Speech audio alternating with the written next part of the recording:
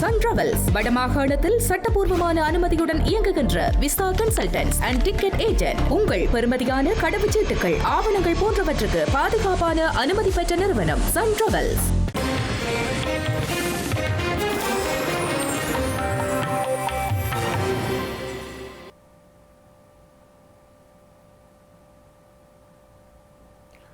வணக்கம். இது ஐபிசி தமிழின் மதிய நேர பிரதான செய்திகள். முதலில் தலைப்புச் செய்திகள். இரண்டாவது வாரத்திற்குள் நுழைந்த மத்திய கிழக்கு போர். வளைகுடா முழுவதும் ஏவுகணை மற்றும் ஆளில்லா விமான தாக்குதல்கள். ஈரானின் உட்கட்டமைப்பை இலக்கு வைத்து இஸ்ரேல் புதிய தாக்குதல். இலக்கு வைக்கப்படும் எண்ணெய் கிடங்குகள். ஈரானிய கப்பல் மீட்கப்பட்ட விவகாரம். இலங்கையின் இறைமையை மதிப்பதாக அமெரிக்கா தெரிவிப்பு. டெனா கப்பலில் இருந்து மீட்கப்பட்ட ஈரான் கடற்படையினர் ஹொங்கல விமானப்படை முகாமிற்கு. 22 பேர் வைத்தியசாலையிலிருந்து வெளியேற்றம். யாழ்ப்பாணம் வடமராட்சியில் கத்திமுனையில் கொள்ளை. சம்பவ இடத்திற்கு தாமதமாக சென்ற காவல்துறை. சட்டசபை தேர்தல் களத்தில் விஜயின் இலவச அறிவிப்புகள்.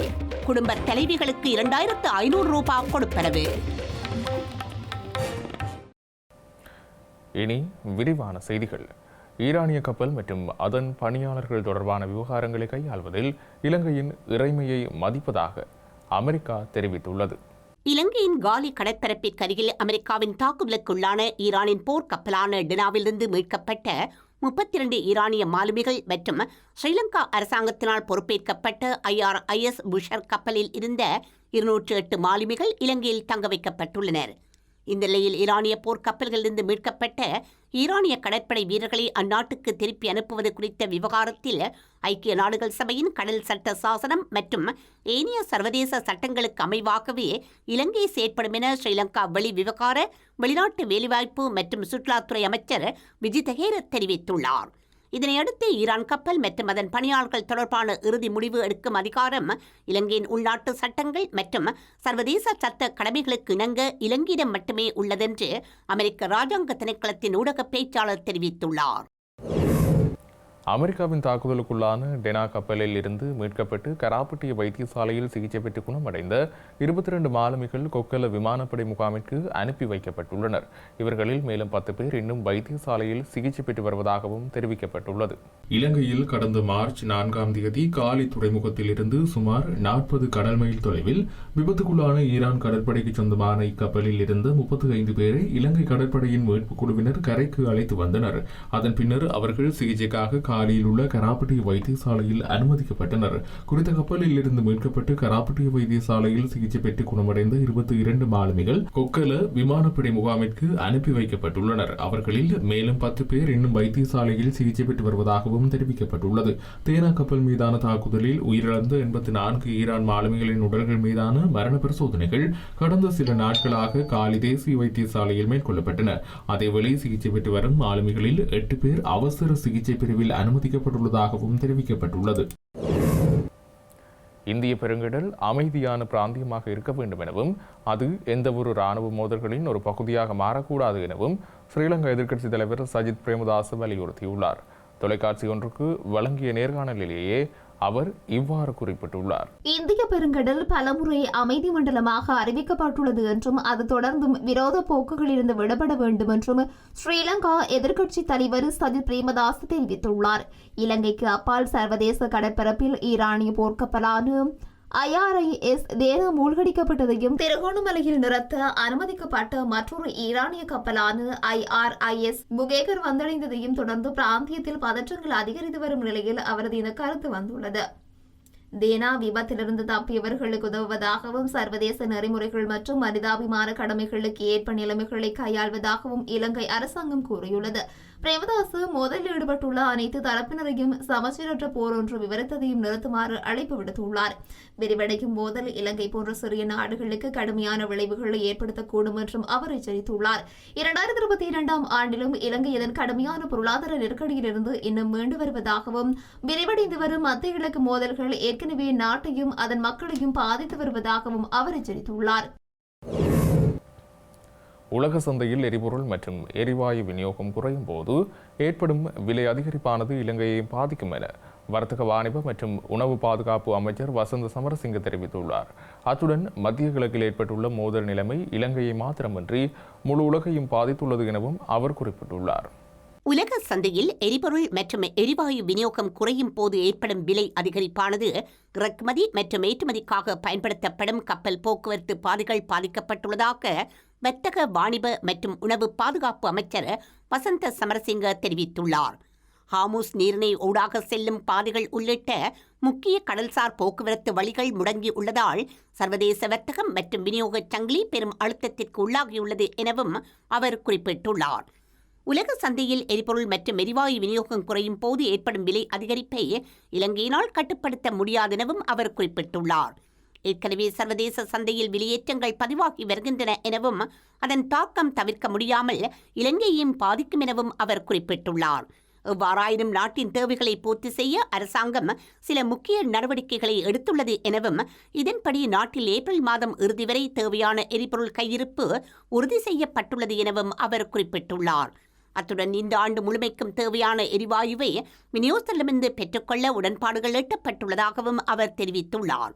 கப்பல் போக்குவரத்து அல்லது விநியோக சங்கிலியில் பாதிப்புகள் அதிகரித்தால் அதற்கு மாற்றீடாக பிற வழிமுறைகளை தேடவும் இறக்குமதி ஏற்றுமதி நடவடிக்கைகளை தடையின்றி முன்னெடுக்கவும் அரசாங்கம் தயாராக இருக்கின்றது எனவும் அவர் குறிப்பிட்டுள்ளார். மத்திய கிழக்கில் நிலவும் போர்ச்சூழலை முடிவுக்கு கொண்டு வருவதற்காக ஓமான் வெளிவிவகார அமைச்சர் பல்வேறு நாடுகளின் தூதுவர்களோடு முக்கிய பேச்சுவார்த்தைகளை நடத்தியுள்ளார். போரை முடிவுக்கு கொண்டு வருவது அனைத்து நாடுகளுக்குமான மிக உயர்ந்த தேசிய மற்றும் அரபு நலன் என்றும் அவர் குறிப்பிட்டுள்ளார். மத்திய கிழக்கில் நிலவும் போர்ச்சூழலை முடிவுக்கு கொண்டு வருவதற்காக ஓமான் வெளி விவகார அமைச்சர் Zayed Badr bin Hamad Al புசைதி பல்வேறு நாடுகளின் தூதுவர்களுடன் முக்கிய பேச்சுவார்த்தைகளை நடத்தியுள்ளார். ஐரோப்பிய ஒன்றியம் அல்லாத ஐரோப்பிய நாடுகளின் தூதுவர்கள் மற்றும் அமெரிக்கா, பிரேசில், துருக்கி ஆகிய நாடுகளின் தூதுவர்களுடன் முதற்கட்ட சந்திப்பு நடைபெற்றுள்ளது. வளைகுடா ஒத்துழைப்பு பேரவை நாடுகள் எகிப்து, ஈராக் மற்றும் ஜோர்டான் ஆகிய நாடுகளின் தூதுவர்களுடன் இரண்டாவது சந்திப்பு நடத்தப்பட்டுள்ளது. இந்த நிலையில் போரை நிறுத்துவதற்கும் அதன் விளைவுகளை கட்டுப்படுத்துவதற்கும் அரசியல் மற்றும் ராஜதந்திர அழுத்தங்களை தீவிரப்படுத்துவதே தற்போதைய முக்கிய முன்னுரிமையாகும் என ஓமான் வெளிவிவகார அமைச்சு தனது அறிக்கையில் தெரிவித்துள்ளது. போரை முடிவுக்கு கொண்டு வருவது அனைத்து நாடுகளுக்குமான மிக உயர்ந்த தேசிய மற்றும் அரபு நலன் என்றும் அவர் குறிப்பிட்டுள்ளார். அக்குரேகுட பகுதியில் சட்டத்தரணி மற்றும் அவரது மனைவி படுகொலை செய்யப்பட்ட சம்பவத்திற்கு 3 நாட்களுக்கு முன்னர் 65 லட்சம் ரூபாய் கொடுத்து பேருந்தொன்று வாங்கப்பட்டுள்ளமை தெரிய வந்துள்ளது. மேல் மாகாண தெற்கு குற்றப்பிரிவு நடத்திய விசாரணைகளின் போதே குறித்த சம்பவம் தொடர்பான முக்கிய தகவல்கள் தெரிய வந்துள்ளன. அக்ரேகுட பகுதியில் சட்டத்தரணி மற்றும் அவரது மனைவி படுகொலை செய்யப்பட்ட சம்பவம் தொடர்பில் கைது செய்யப்பட்டு தற்போது காவலில் உள்ள சம்பவத்தின் 2வது துப்பாக்கிதாரியிடம் விசாரணை நடத்திய போது மேலும் பல உண்மைகள் வெளிவந்துள்ளன. துப்பாக்கிச் சூட்டுக்கு பின்னர் கொழும்பு கோட்டைக்கு செல்வதற்கு முன் தான் காரில் கொட்டாவ பகுதிக்கு சென்றதாக சந்தேக நபர் தெரிவித்துள்ளார். கொழும்பு கோட்டையிலிருந்து அவர் தம்புள்ளைக்கு சென்று பின்னர் அவர் மொன்றாங்கலையை அடைய கரந்தனியை சுத்தா அவருக்கு ஏற்பாடு செய்த பேருந்தில் ஏறியதாக விசாரணைகளில் இருந்து தெரிய வந்துள்ளது. மொன்றாங்கலைக்கு துப்பாக்கிச்சூடு நடத்தியவரை ஏற்றிச் செல்ல மொரட்டுவ கொழும்பு பாதையில் வழக்கமாக இயக்கப்படும் பேருந்து பயன்படுத்தப்பட்டதாக விசாரணைகளில் தெரிய வந்துள்ளது. இந்த நிலையில் மேல்மாகாண தெற்கு குற்றப்பிரிவு நேற்று பேருந்தின் ஓட்டுநர் மற்றும் நடத்துனரை கைது செய்திருந்தது. இவர்களிடம் நடத்தப்பட்ட விசாரணையின் போது துப்பாக்கிச்சூடு நடப்பதற்கு 3 நாட்களுக்கு முன்பு கரந்தனிய சுத்தா ஓட்டுநரின் பெயரில் 65 லட்சம் ரூபாவுக்கு பேருந்தை வாங்கியதாக அதிகாரிகள் கண்டுபிடித்துள்ளனர். மட்டக்களப்பு ஏறாவூர் காவல் பிரிவிற்குட்பட்ட செங்கலடி பிரதான வீதி பதுளை வீதியில் அமைந்துள்ள வர்த்தக நிலையம் ஒன்றில் அண்மையில் இடம்பெற்ற பாரிய திருட்டுச் சம்பவம் தொடர்பாக சந்தேக நபர் ஒருவர் கைது செய்யப்பட்டுள்ளார். குறித்த வர்த்தக நிலையத்திலிருந்து பெறப்பட்ட கைவிரல் ரேகையின் அடிப்படையில் குறித்த நபர் கைது செய்யப்பட்டுள்ளார். மட்டக்களப்பு ஏறாவூர் காவல் பிரிவிற்குட்பட்ட செங்கலடி பிரதான வீதி பதுளை வீதியில் அமைந்துள்ள வர்த்தக நிலையம் ஒன்றில் அண்மையில் சுமார் 45 லட்சம் ரூபாய் பெறுமதியான பணம் மற்றும் பொருட்கள் களவாடப்பட்டிருந்தன. குறித்த சம்பவம் தொடர்பில் அம்பாறை மாவட்டத்தின் பெரிய நீலாவணை பகுதியைச் சேர்ந்த 39 வயதுடைய நபர் ஒருவர் கைது செய்யப்பட்டுள்ளார். இவர் பல்வேறு திருட்டுச் சம்பவங்களுடன் தொடர்புடையவர் என போலீஸ் விசாரணைகளில் தெரிய வந்துள்ளது. சந்தேக நபர் தற்போது ஏறாவூர் போலீசாரால் தடுத்து வைக்கப்பட்டு விசாரணைக்குட்படுத்தப்பட்டு வருகின்றார். திருடப்பட்ட பணம் மற்றும் பொருட்களின் தற்போதைய நிலை குறித்து தகவல்களை பெற காவல்துறையினர் மேலதிக விசாரணைகளை முன்னெடுத்து வருகின்றனர். சந்தேக நபரை நீதிமன்றத்தில் முன்னிலைப்படுத்துவதற்கான நடவடிக்கைகளை ஈறாவூர் காவல்துறையினர் மேற்கொண்டு வருகின்றனர். யாழ்ப்பாணம் வடமராட்சி கிழக்கு மணற்காடு சந்தியில் அமைந்துள்ள வீடு ஒன்றில் இன்று அதிகாலை நகை கொள்ளை இடம்பெற்றுள்ளது. குறித்த சம்பவத்தின் போது மருதங்கேணி காவல்துறைக்கு அழைப்பினை மேற்கொண்டு உதவி கோரியிருந்த நிலையில் காவல்துறையினர் காலை 9:15 மணிக்கு சம்பவ இடத்திற்கு வந்ததாகவும் குற்றச்சாட்டு முன்வைக்கப்பட்டுள்ளது. யாழ்ப்பாணம் வடமராட்சி கிழக்கு மணற்காட்டு சந்தியில் அமைந்துள்ள வீடு ஒன்றில் இன்று அதிகாலை 1 மணி அளவில் மதிலால் பாய்ந்து 3 திருடர்கள் வீட்டிற்குள் நுழைந்துள்ளனர். குறித்த வீட்டின் உரிமையாளரை தாக்கிவிட்டு பின்னர் மனைவியின் கழுத்தில் கத்தியை வைத்து அவர் கழுத்தில் இருந்த சுமார் 5 பவுண்ட் பெறுமதியான நகையை அறுத்து எடுத்ததுடன் குறித்த பெண்ணையும் தாக்கியுள்ளனர். குறித்த சம்பவத்தில் படுகாயமடைந்த நபர் பருத்தித்துறை ஆதார வைத்தியசாலையில் அனுமதிக்கப்பட்டுள்ளார். திருடர்கள் கத்தி முனையில் தாக்கியும் அச்சுறுத்திக் கொண்டிருந்த போது மருதங்கேணி காவல்துறையினர் களைப்பினை ஏற்படுத்தி உதவி கோரிய போது காவல்துறையினர் 8 மணி நேரம் கழித்து அந்த சம்பவ இடத்திற்கு வந்ததாகவும் குற்றச்சாட்டு முன்வைக்கப்பட்டுள்ளது. குறித்த வீட்டில் நேற்றுடன் 3வது தடவையாக கொள்ளை சம்பவம் இடம்பெற்றுள்ளதாகவும் தெரிவிக்கப்பட்டுள்ளது. சர்வதேச மகளிர் தின நிகழ்வுகள் யாழ்ப்பாணத்தில் இன்று இடம்பெற்றுள்ளது. சர்வதேச மகளிர் தினம் இன்று நாடு முழுவதும் கொண்டாடப்பட்டு வருகின்றது. இந்த நிலையில் சர்வதேச மகளிர் தின நிகழ்வுகள் யாழ் வீரசிங்கம் மண்டபத்தில் இன்று ஞாயிற்றுக்கிழமை இடம்பெற்றுள்ளது. ஈழத்தமிழர் மகளிர் சிறுவர்களுக்கான மேம்பாட்டு அமைப்பின் பணிப்பாளர் வாசுகி சுதாகரன் தலைமையில் குறித்த நிகழ்வு இடம்பெற்றது. நிகழ்வில் மங்கள விளக்கினை பிரபல ஈழத்து பெண் பாடகி நடிகை பார்வதி அம்மா ஏற்றி வைத்துள்ளார். சிறுவர் பெண்கள் திட்டமிட்டு நசுக்கப்படுவதையும் அவர்களின் உரிமைகள் பாதுகாப்பு தொடர்பில் குரல் கொடுக்கும் கலை நிகழ்ச்சிகளும் நாடகங்களும் குறித்த நிகழ்வில் அரங்கேற்றப்பட்டிருந்தன. தமிழகத்தின் சட்டப்பேரவை அரசியல் களத்தில் நடிகர் விஜயின் தமிழக வெற்றிக் கழகமும் மக்களுக்கு இலவசங்களை அறிவிக்கும் தேர்தல் வாக்குறுதிகளை நேற்று வெளியிட்டது. திமுக மற்றும் அதிமுக போலவே இந்த வாக்குறுதிகள் வழங்கப்பட்டுள்ளன. அனைத்துலக பெண்கள் நாளை முன்னிட்டு தமிழக வெற்றிக் கழகத்தின் தலைவர் விஜய் நேற்று அறிவித்த திட்டங்களில் மக்களுக்கு இலவசங்களை அறிவிக்கும் வாக்குறுதிகள் இருந்தன. தமிழகத்தில் மாநில மத்திய அரசு ஊழியர்களின் குடும்பத் தலைவிகள் தவிர்ந்த ஏனைய அனைத்து குடும்பத் தலைவிகளுக்கும் அவர்களின் 60 வயது வரை மாதம் 2500 ரூபாய், தமிழகத்தில் உள்ள ஏழை பெண்களின் திருமணத்திற்கு பட்டு புடவையுடன் 1 பவுண்ட் தங்கம், மாணவர்களின் இடைநிற்றலை தடுக்க தாய் அல்லது பாதுகாவலருக்கு 15,000 ரூபாய், ஆண்டுக்கு இலவசமான 6 எரிவாயு உருளைகள், பங்கீட்டுக் கடைகள், பாடசாலைகள் மற்றும் கல்லூரிகளில் பெண்களுக்கு இலவச சுகாதார துவாய்கள், தமிழகத்தில் பிறக்கும் குழந்தைகளுக்கு தங்க மோதிரமும் பரிசு பொதியும் என பல வாக்குறுதிகளை விஜய் வழங்கியுள்ளார். இந்த வாக்குறுதிகளை வழங்கிய அவர் இந்த நிலையில் அண்மையில் வெளிப்பட்ட தனது குடும்ப பிரச்சினைகளை மறைமுகமாக குறிப்பிட்டு இந்த பிரச்சினை ஒரு முக்கிய பிரச்சினை அல்ல என்பதை இது ஒரு ஓர்த்தான பிரச்சினை இல்லை என ஆங்கிலத்தில் குறிப்பிட்டார். தமிழக சட்டசபை தேர்தல் நடைபெறவுள்ள நிலையில் தமிழக வெற்றிக் கழக தலைவர் விஜயிடமிருந்து அவரது மனைவி சங்கீதா விவாகரத்து கோரியமை பேசுபொருளாகியுள்ள நிலையில் அந்த விடயம் பாரதூரமானது அல்ல என விஜய் தெரிவித்துள்ளார். நடிகரும் தமிழக வெற்றிக் கழகத்தின் தலைவருமான விஜயிடமிருந்து விவாகரத்து வழங்கக் கோரி செங்கல்பட்டு குடும்ப நல நீதிமன்றத்தில் சங்கீதா மனு தாக்கல் செய்துள்ளார். இந்த நிலையில் தன்னை நீலாங்கரை வீட்டிற்குள் அனுமதிக்குமாறு விஜய்க்கு உத்தரவிடக் கோரி செங்கல்பட்டு நீதிமன்றத்தில் சங்கீதா புதிய மனு ஒன்றை தாக்கல் செய்துள்ளார். அந்த மனுவில் விவாகரத்து வழக்கு தொடர்ந்த நிலையில் நீலாங்கரை வீட்டிற்குள் அனுமதி மறுப்பதால் சென்னையில் வீடின்றி தவிப்பதாகவும், விவாகரத்து வழக்கு முடிந்து வேறு வீட்டிற்கு செல்லும் வரை நீலாங்கரை இல்லத்தில் வசிக்க விஜய் அனுமதிக்க வேண்டும் எனவும் கோரியுள்ளார். விஜய் வசிக்கும் நீலாங்கரை இல்லத்தில் தனக்கு சரிபாதி உரிமை உள்ளது எனவும், நீலாங்கரை வீட்டில் வசிப்பதற்கு அனுமதி கோரினால் சட்டத்தரணிகள் மூலமாக விஜய் தரப்பு மிரட்டுகின்றனர் எனவும் தெரிவித்துள்ளார். படத்தில் நடித்து கோடி கோடியாய் சம்பாதிக்கும் விஜய் தனக்கும் பிள்ளைகளுக்கும் நியாயமான ஜீவானாம்சம் வழங்க வேண்டும் எனவும் பலமுறை முயற்சித்தும் பரஸ்பரம் பிரிந்து செல்ல விஜய் மறுப்பு தெரிவிக்கின்றார் என்றும் சங்கீதா கூறியுள்ளார். சங்கீதா தொடர்ந்த விவாகரத்து வழக்கு குறித்து தமிழக வெற்றிக் கழக மகளிர் தின விழா கொண்டாட்டத்தில் பேசிய விஜய், சமீபத்தில் ஓடிக்கொண்டிருக்கும் பிரச்சினைகளுக்கு நீங்கள் போராடியதாகவும் அதை பார்த்து தனக்கு கவலை ஏற்படுவதாகவும் கூறினார். நீங்களும் நானும் மக்கள் பிரச்சினைகளை மட்டும் பார்ப்போம் என்றும் கூறிய விஜய், இது அந்த அளவிற்கு பாரதூரமான பிரச்சினை இல்லை என்றும் கூறியுள்ளார். மத்திய கிழக்கில் போர் 2வது வாரத்தில் நுழையும் நிலையில் குவைத்தில் உள்ள குடியிருப்பு ஒன்றில் பெரிய தீ விபத்து ஏற்பட்டுள்ளது. மேலும் வளைகுடா முழுவதும் ஏவுகணை மற்றும் ஆளில்லா விமான தாக்குதல்கள் நடத்தப்பட்டுள்ளன. இதனிடையே ஈரானின் தலைநகர் தெஹ்ரானில் உள்ள எண்ணெய் கிடங்குகள் மீது இஸ்ரேல் தாக்குதல்களை நடத்தியுள்ளது.